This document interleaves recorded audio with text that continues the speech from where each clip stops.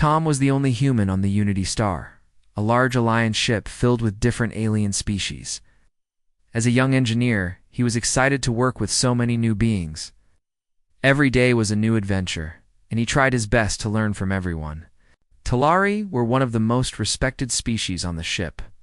They looked a bit like tall cats standing on two legs.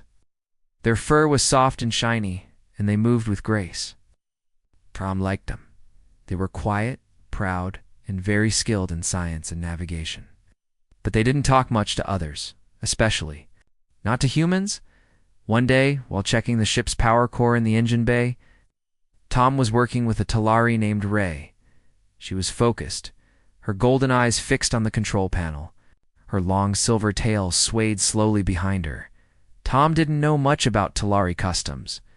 Back home on Earth, joking with coworkers was normal. When someone seemed too serious, humans would sometimes play small tricks just to lighten the mood. So when Ray bent slightly to examine a broken fuse, her tail passed close to Tom's arm. He chuckled quietly and gently flicked the tip of her tail with one finger. "Boop," he said with a grin. Everything stopped. Ray froze. Her ears flattened, and her tail twitched once, then went completely still. For a moment, no one moved. 2.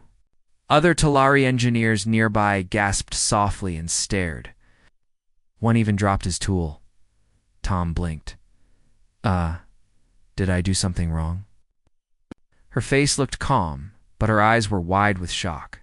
Without saying a word, she stood up straight and walked out of the room. "Wait, Ray?"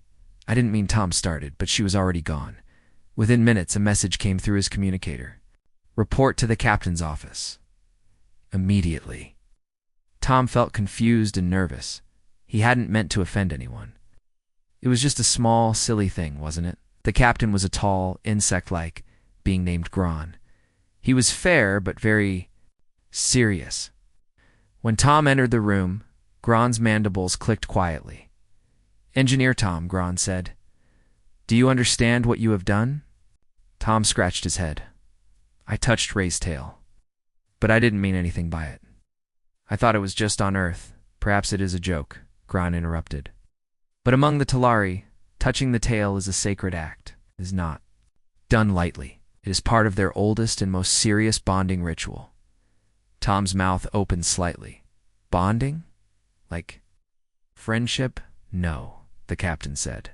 "Bonding, as in life partner, vow, a sacred promise that cannot be easily broken."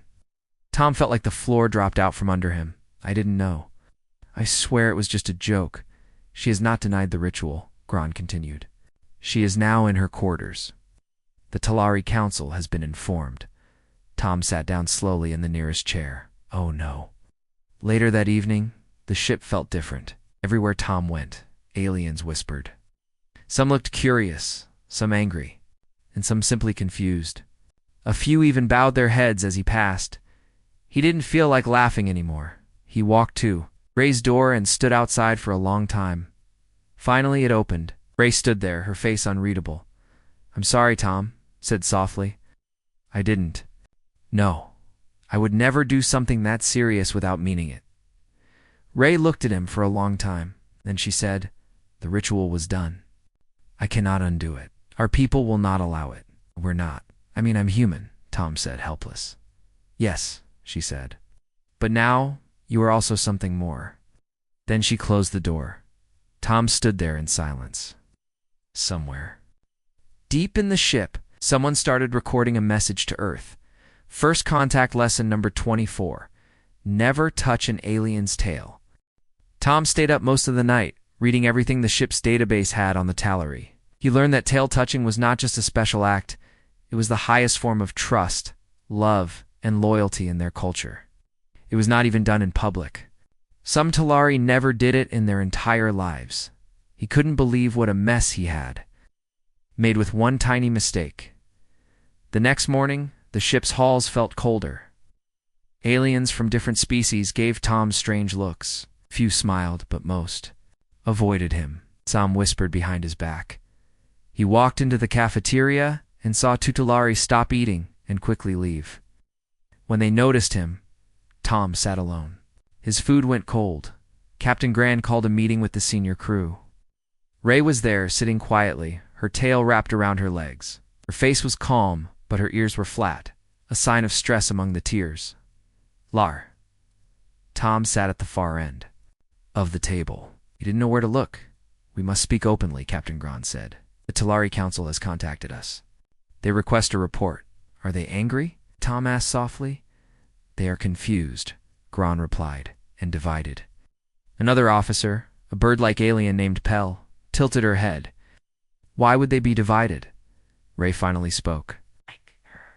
The voice was quiet but clear, because I did not stop the ritual. I accepted it. Tom's eyes widened. You accepted it? I had the right to object, Ray said, but I didn't. So the bond is valid. Our people cannot undo it without reason. But why? Tom asked, You don't even know me. Ray looked at him. That is true, but you showed no harm. No trickery. Only confusion. Still, you did what no other outsider has ever done. You crossed a line without fear. You acted like a fool, but a kind one. Tom didn't know whether to feel thankful or insulted. Later that day, a message from the Talari Council was broadcast to the ship. A tall, white-furred elder appeared on the screen. Her voice was slow and powerful. This event has shaken our people, she said, but we do not fear the shake. We study it. For the first time in our history, a human has bonded with one of us. It may be an accident, but it is also a path. We request that the human prove his worth through our ways. Captain Grun paused the recording. He looked at Tom. They want you to take the trial of trust, he said. The what now? Tom blinked. It is a test, Ray said. It shows your heart, your choices, your honor. If you pass, the bond is respected. If not, it is broken. Tom looked around. I didn't ask for any of this. ... No, Gran said. But you began it. Tom stood up. His hands shook, but his voice was steady. Then I'll finish it. I'll take the trial. Word spread fast. The Unity Star crew watched closely. Some cheered for Tom. Some thought he was crazy. Others simply waited to see what would happen. The Talari prepared the trial. It would take place on a peaceful moon near the Alliance Zone. The moon was covered in quiet forests, glowing lakes, and ancient paths made by the Talari long ago. Tom trained for days. Ray gave him lessons in Talari, thinking how they viewed nature, emotion, and truth. But she never gave him answers. You must walk it alone, she told him. But I will watch. I must. Before the shuttle left for the moon, Ray came. To see him off? She didn't say much. But just before the door closed, she looked him in the eyes and said, Don't try to impress me. Just be you. The door slid shut. Tom sat back in his seat, heart pounding. He had no idea what waited for him down there. But one thing was clear.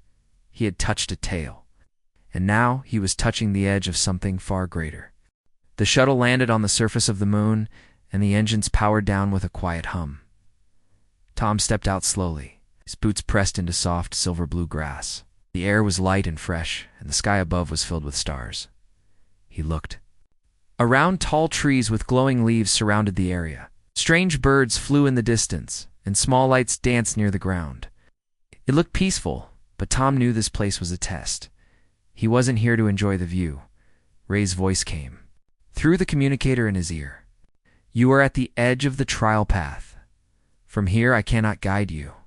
I may watch, but I cannot help. Tom took a deep breath. Understood. There will be 3 trials, Ray continued. Each one will test a part of you, your heart, your mind, and your courage. If you pass, the bond is honored. If you fail, it is broken. Tom looked down the glowing path between the trees. Let's do this.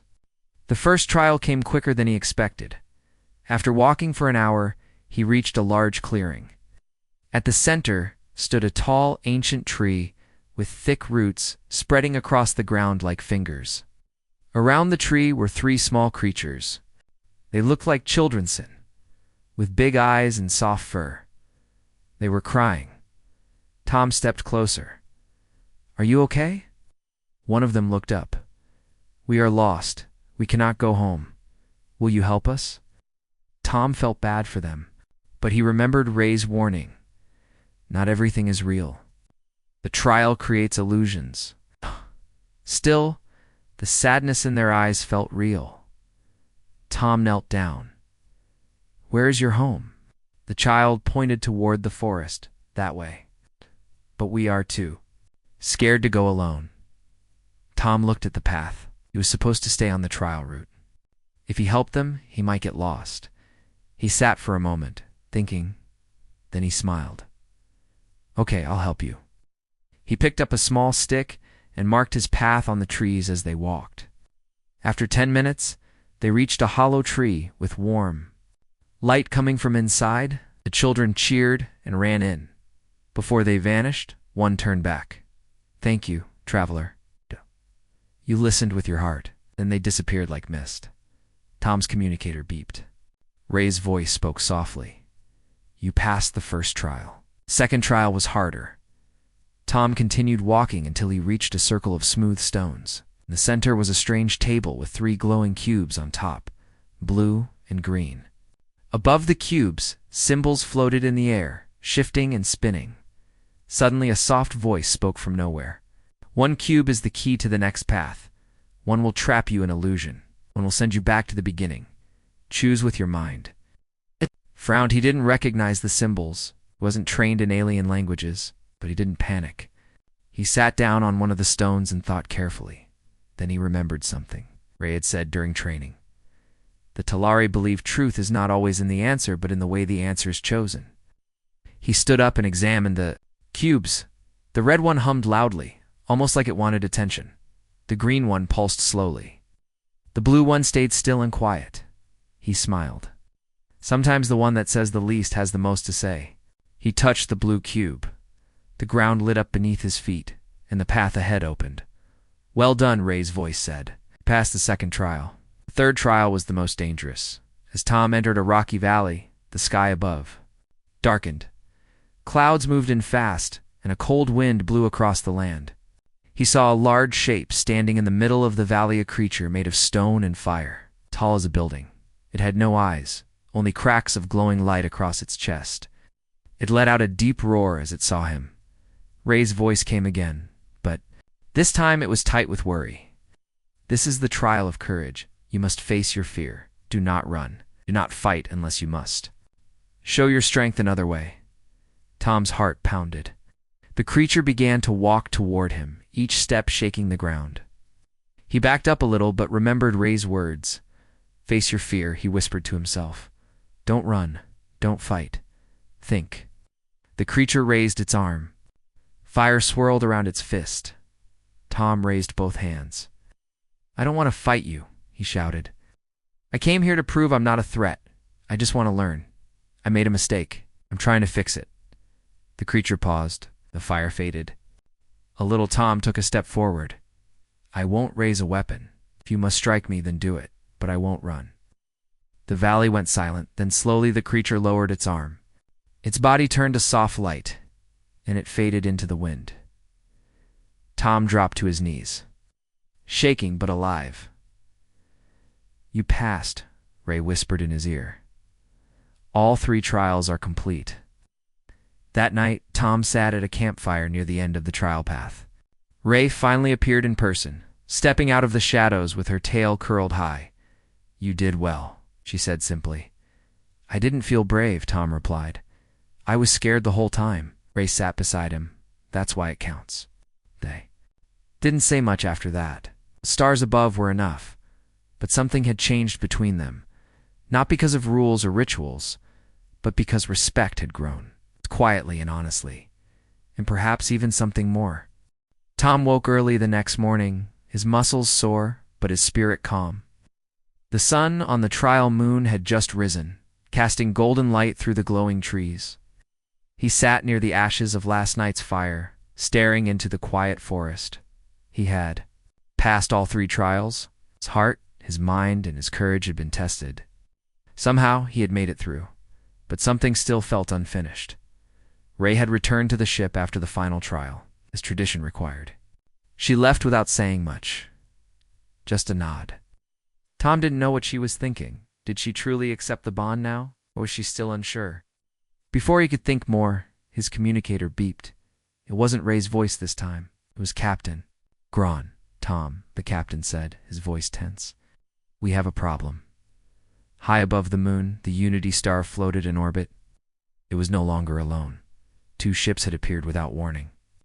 They were dark, silent, and unfamiliar. The crew quickly identified them as Krenzan, aggressive species, known for sudden attacks and spying on Alliance ships. The Krenze didn't respond to calls or warnings. They simply waited and watched Captain Gron ordered defensive systems. Online, the crew moved fast, but something was wrong. Important systems began to fail, shields dropped, scanners flickered, and even basic controls froze for seconds at a time. Ray sat at the navigation console, tail twitching nervously. "Captain, I believe they are using a silent hack. They're trying to shut us down without a shot." Gran nodded, began countermeasures. But before Ray could act, the lights flickered again. The screen showed a single message from the Krenza ship. "Leave the moon. Surrender the human." The bridge went silent. On the moon below, Tom stared up at the sky, unaware of what was happening above. But that soon changed. The communicator buzzed again. Tom listened carefully. Ray's voice said, "The ship is under threat. The Krenza want you. They think the bond gives the Alliance something powerful." "What? That's crazy," Tom replied. "It was an accident." "They don't believe that," Ray said. "They think you've become important to the Talari. They want to break that link or use it." Tom stood up, brushing off his clothes. "What do I do?" There was a pause. "I'm coming to get you." Ray took a small emergency shuttle and flew down alone. She didn't ask for permission. She simply moved. "Captain." Gron tried to stop her, but she said only one thing before she left. "I began this with him. I will not leave him now." The shuttle landed fast, kicking up dust and grass. Tom ran to it as the hatch opened.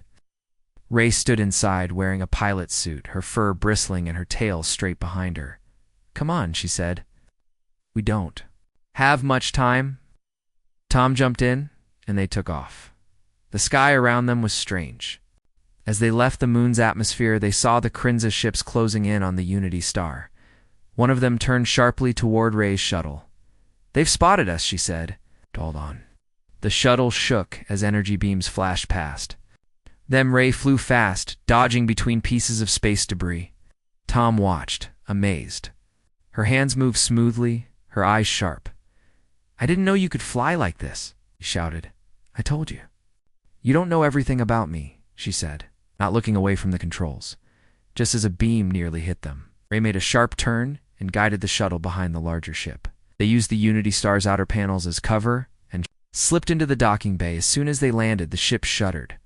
A low alarm rang out. The Krenza had begun to fire real weapons now. Inside the ship, chaos grew. Systems were still failing. Engineering crew couldn't keep up. Ray led Tom to the control room, where Gron and others worked frantically.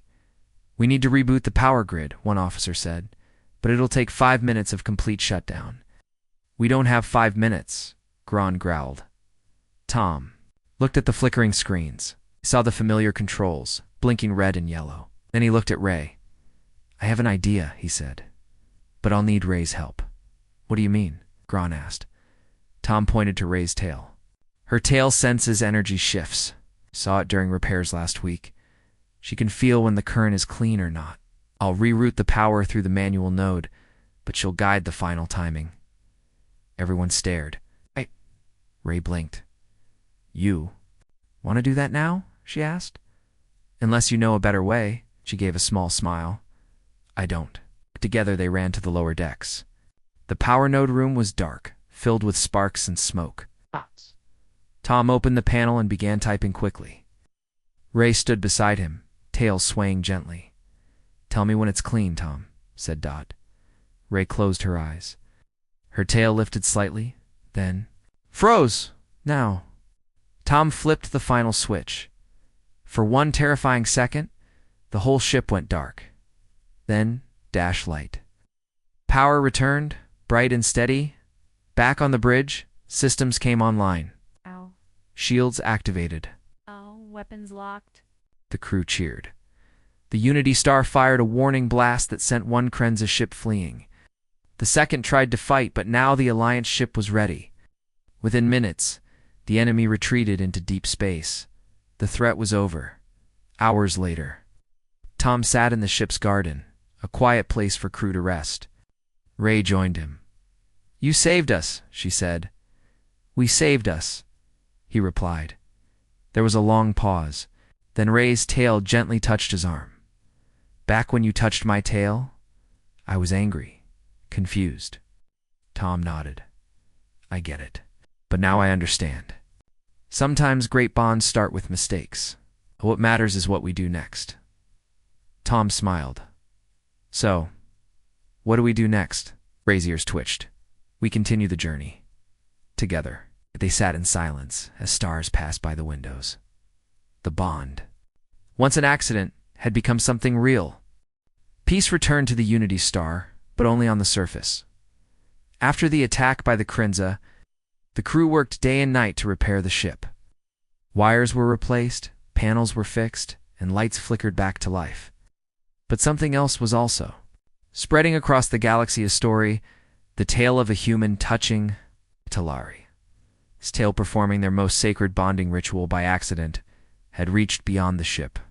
It traveled through whispers, news channels, and official Alliance messages. Some found it funny, others found it dangerous, and a few saw it as powerful.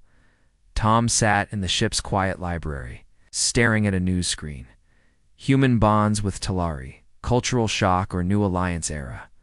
Unplanned ritual brings species together, Krenza demand alliance. Explain sacred ceremony breach, he sighed, and rubbed his forehead. "I just touched a tail," he muttered. "That's all I did."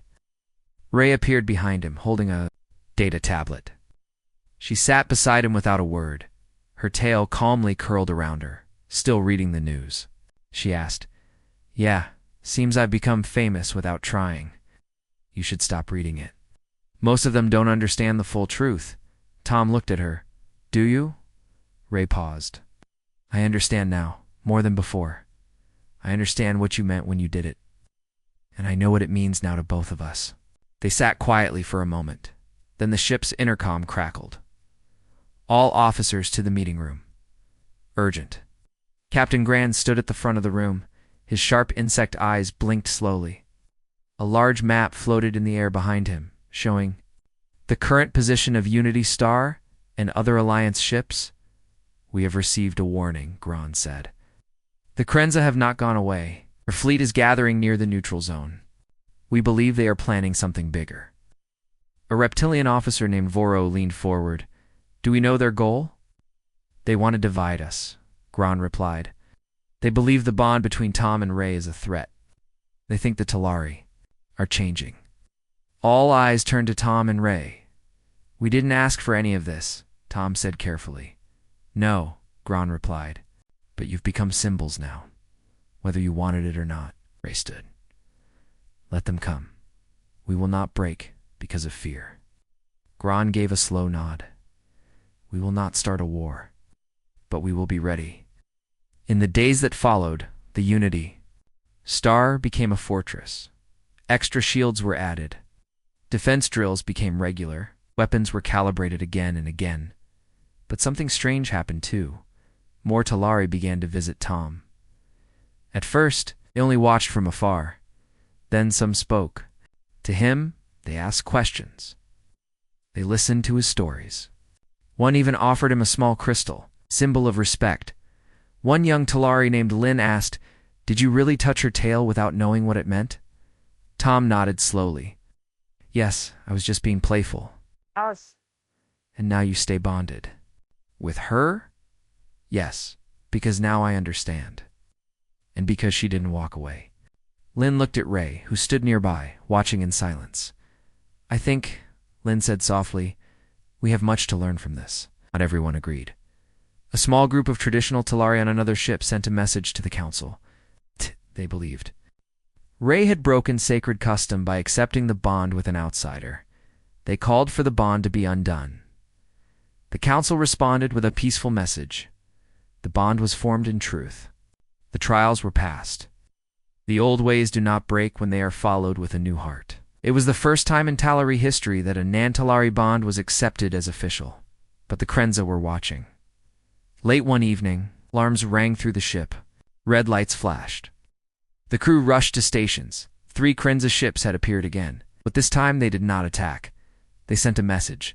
A tall, thin Krenza leader appeared on the screen. Skin was rough like stone, and his voice was cold. You break your own traditions. You mix what should not be mixed. The bond is a lie. Surrender the human, or face the consequences. Tom stood beside Gron and Ray, staring at the screen. I won't go with them, Tom said. You won't go anywhere alone, Ray replied, her tail touching his arm. Gron replied to the Krenza. We will not surrender one of our own. Now, or prepare to be pushed back again. The Krenza said nothing more. Their ships turned and left. But this time, it felt different. Not like a retreat, like a pause. The next morning, Unity Star received a private message from a peaceful Krenza group. They shared a warning. A greater force gathers behind the angry ones. You have shaken something deep. It's the bond you made has become more than personal. It is political. It is a symbol. Be ready. War comes quietly, then it roars. Captain Gron called another meeting. This may not be about Tom and Ray anymore. He said, this may be about fear. Fear of change. Fear of unity. Fear of peace. Ray looked at Tom. Then we face it together. Tom nodded. Together that night, Tom couldn't sleep. He stood by the window in his room looking out at the stars. The galaxy was wide and full of wonder, but also full of danger. A soft knock came at his door. It opened slowly. Ray stepped in, holding 2 cups of hot tea.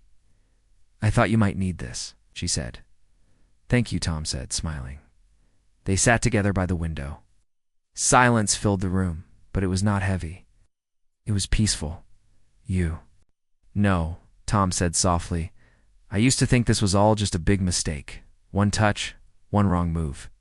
Ray smiled, her eyes calm. It was a mistake, but one that became a choice.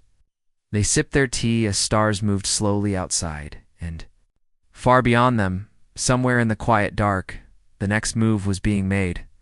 The days grew heavier on the Unity Star. The ship felt like a small island surrounded by growing waves of tension. The Krenza threat lingered like a shadow, silent but dangerous. Captain Gran ordered more patrols near the neutral zone. The crew stayed alert, eyes always scanning the stars for any sign of the enemy. Tom found himself spending more time with Ray. They trained together, shared meals, and talked about their homeworlds. Though their cultures were different, they learned to understand each other more every day. One afternoon, while walking through the ship's garden, Tom noticed Ray looking at him with a serious expression. What is it? He asked. Ray sighed. There is more than just the Krenza waiting in the dark. Tom frowned. What do you mean? Ray stopped and looked around carefully before speaking. There are those within the Alliance who do not trust this bond. They see it as a weakness, a risk. Tom felt a cold shiver run down his spine. You mean inside our own people? Yes, Ray said quietly. Some fear change. They want to keep the old ways. They do not want humans and Talari to be so close. Tom nodded slowly. So, what should we do? Ray smiled a little. We show them strength, not just with weapons, but with truth and trust. That evening, the Unity Star received a secret message from a trusted informant in the Alliance Council. The message warned of spies aboard the ship agents, who worked for those who opposed the human-Talari bond. Tom and Ray decided to act quickly. They called a private meeting with Captain Gron and a few loyal officers. We must find the spies, Ray said firmly. They could sabotage everything, Gron agreed. But we cannot let the crew panic. This must be quiet. Tom suggested we can watch for unusual behavior. People who ask too many questions or try to access restricted areas. They agreed on a plan. Over the next few days, the tension inside the ship thickened. Eyes watched other eyes. Small mistakes were noticed and remembered. Tom and Ray moved carefully, listening and observing. One night, Ray caught a crew member near the ship's communications room, trying to erase logs. The man froze when he saw her. "You're not supposed to be here," Ray said calmly.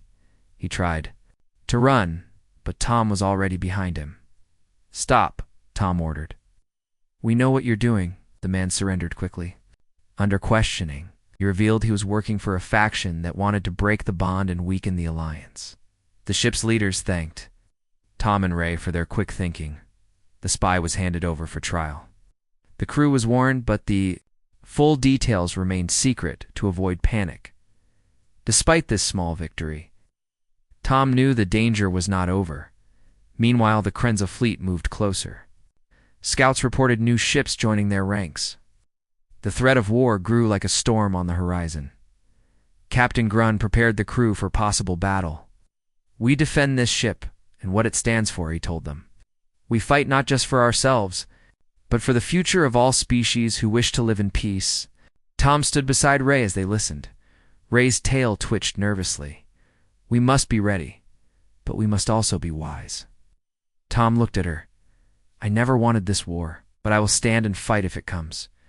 One night, after a long day of drills, in meetings, Tom found Ray sitting alone in the ship's quiet observation room.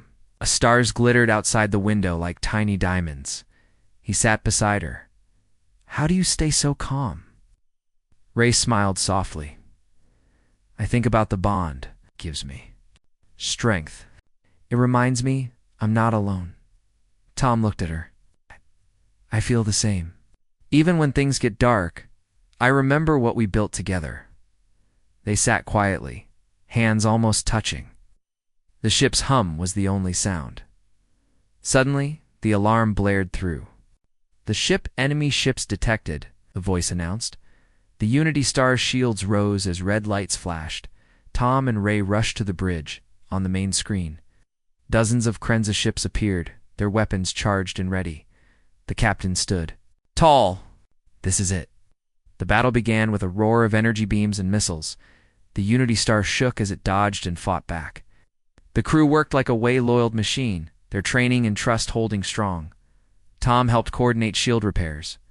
While Ray worked with weapon systems, the enemy pushed hard, but the Alliance crew pushed harder amid the chaos. Tom caught a glimpse of a Krenza leadership moving toward the Unity Star's command center. He shouted, "Ray, they're trying to board us." Ray nodded sharply. "I'm on it." She moved to the shuttle bay and called for emergency defenders. Tom followed the battle from the control room, his heart pounding. The boarding party arrived quickly and fierce. Fighting broke out in the ship's corridors. Ray led the defense, using her agility and speed to outmaneuver the enemy. The sound of clashing weapons and shouted orders filled the halls. Despite being outnumbered, the defenders held strong, back. On the bridge, the captain watched the battle with grim determination. "We cannot let them take the command center," he said. "Tom, get to the armory. We need more weapons." Tom sprinted down the corridors, dodging debris and alarms. He reached the armory and grabbed extra gear, then ran toward the fighting. Ray and her team pushed the Krenza back, step by step. Finally, she found the enemy leader, the same tall, cold figure from before. "You will not take our ship," she growled. The two clashed in a fierce battle. Ray's speed matched his strength, her tail whipping with power. With one final move, she disarmed him and forced him to surrender. The fighting ended as quickly as it began. The Krenza ships retreated, damaged but alive. The Unity Star was bruised, but unbroken. In the quiet that followed, Tom and Ray stood together on the bridge. Looking out at the stars, "We survived," Tom said. "Yes," Ray agreed, "because of the bond. Because we are stronger together." Tom smiled. "Then we keep going, no matter what shadows come." Ray's tail curled around his arm. "Together," she said softly. The battle was over. The Unity Star floated quietly once again in the vastness of space, its scars a silent reminder of the fight it had survived. But inside, something deeper had changed. Not just the ship, but its people. Tom stood on the observation deck, gazing at the glittering stars. The same stars that had watched over him since his first day on the ship. He felt a calmness he had never known before. Behind him, Ray stepped forward. Her fur shimmered softly in the starlight. Her tail gently brushed against his arm, a small but powerful reminder of their bond. "You've come a long way, Tom," she said softly. He smiled. "So have you." The crew had repaired the ship, and the alliance had grown stronger. News of the bond between human and Talari spread throughout the galaxy, sparking hope in some and fear in others. But Tom and Ray had learned to focus on what truly mattered: trust, respect, and unity. Captain Gran gathered the crew in the ship's main hall for a special ceremony. "This bond," Gran began, "is no longer just a personal story. It is a symbol for all of us, a sign that species can come together, learn from each other, and grow stronger." The crowd was quiet but attentive. Tom looked around and saw the faces of many species humans, Talari and others all united. Ray stepped forward to speak. "The tail touch," she said, "was once a sacred ritual for my people alone. It showed trust and connection. But now, it has become a bridge between worlds." She looked at Tom. "This bond changed me. It changed how I see the galaxy and how I see friendship." Tom reached out and took her hand, and it changed me, too. I never expected to learn so much from one touch. A soft cheer filled the room. It was a new beginning. After the ceremony, Tom and Ray found a quiet place on the ship's upper deck. The stars above sparkled brighter than ever. "Do you think the galaxy is ready for this?" Tom asked. Ray looked thoughtful. "Some are ready. Others will take time." Tom nodded. "But we will be here to help." "Together," Ray said, her tail curling around his. Suddenly, the ship's communication system beeped. A message came in from the Alliance Council. It was an invitation, a call for peace talks between all species, including the Krinza. The message said, "We wish to build a future where no species fears another. Your bond is a symbol of what is possible." Tom and Ray exchanged surprised glances. "Peace," Tom whispered. "It might really be possible." Ray smiled. "And it starts with us." "What?" The days that followed were busy with preparations. The Unity Star would carry Tom, Ray, and several representatives to the peace talks on a neutral planet. As the ship moved through space, Tom thought about everything that had happened: the trials, the battles, the secrets, and the friendships. He realized one thing clearly: the bond that started by chance had become a beacon for all. When they arrived at the neutral planet, representatives from many species gathered. The hall buzzed with voices, debates, and cautious hope. Tom and Ray stood together before the crowd. Ray spoke first. "We came from different worlds. We did not plan to bond. But through trust we found unity," Tom added. "We faced challenges, but we also hold the power to overcome them by understanding and working together." The representatives listened closely. Days passed and talks moved slowly but steadily. Old fears were spoken. New ideas were shared. At times, the talks became tense. But Tom and Ray's bond remained a symbol proof that unity was possible. When the final agreement was signed, the room erupted with applause. The peace treaty promised cooperation, respect for cultures, and a commitment to end hostilities. Back on the Unity Star, the crew celebrated. Captain Gran raised a glass. Two bonds that cross stars, two friendship and peace. Tom smiled at Ray, his heart full. "Do you remember," he said, "the first time I touched your tail?" Ray laughed softly. "How could I forget? I was angry, shocked, and confused." "Ah!" grinned. "Now look at us." "Bound by more than ritual," Ray said. "Bound by choice." As the ship sailed through the galaxy, Tom and Ray knew challenges would come again. But they also knew they were not alone. Together, it changed the story not just for themselves, but for everyone. The sacred ritual that began with a simple touch had become a promise that even the smallest action could create great change, and that promise would carry them beyond stars, beyond fear, and into a future of hope. The bond was more than a ritual nod. It was a new way forward, and it all started with a human who dared to touch a tail.